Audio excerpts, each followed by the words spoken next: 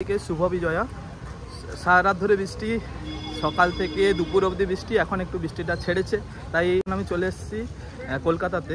এবছরের এক টুকরো কলকাতা যে থিমটা হয়েছে সার্বজনীন দুর্গোৎসব পুজো কমিটির উদ্যোগে। অল্প বৃষ্টি হলে কলকাতা ভেসে যায়, কিন্তু আমাদের এখানে কিন্তু সারা রাত বৃষ্টি হয়েছে।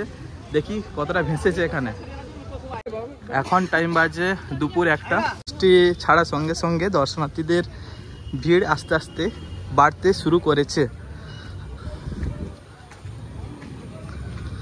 আর এইটা হচ্ছে ভেতর দিকটা। চলো আবার আমি প্রথম থেকে পুজো মণ্ডপটা একবার দেখিয়ে দিই, যেহেতু বৃষ্টি হয়েছে, বৃষ্টির পরে কি লাগছে পুজো মণ্ডপটা। এই যে কিছুই চেঞ্জ হয়নি, আর নিচটাও কিন্তু বেশি কাদা হয়নি। আসতে পারো, যারা ভাবছো কাদা হয়ে যাবে তারা এই না ভেবে তাড়াতাড়ি চলে আসো, পরিষ্কার আছে, হাঁটা যাবে। আমি প্রথম ওই পাশে গিয়েছিলাম, এখন আমি এই পাশটা তোমাদেরকে দেখাচ্ছি বৃষ্টির পর কি অবস্থা হয়েছে।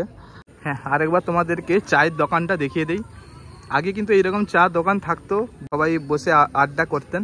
তোমাদেরকে যেটা দেখাচ্ছি এইটা হচ্ছে সেলুন। কলকাতাতে সেলুন আগে এইরকম অবস্থায় ছিল, এখন অনেক গ্রামে এইরকম দেখা যায়, আছে। আমাদের গ্রামের সাইডে এইরকম আছে। আস্তে মায়ের দর্শনটা তোমাদেরকে করিয়ে দেই। আজকে যেহেতু দশমী, কিন্তু মায়ের রূপটা একটু অন্যরকম কিন্তু লাগে। একবার দেখিয়ে দিচ্ছি তোমাদেরকে। আর সবাই দেখতে পাচ্ছ ট্রামে বসে এখন সেলফি তোলায় সবাই ব্যস্ত।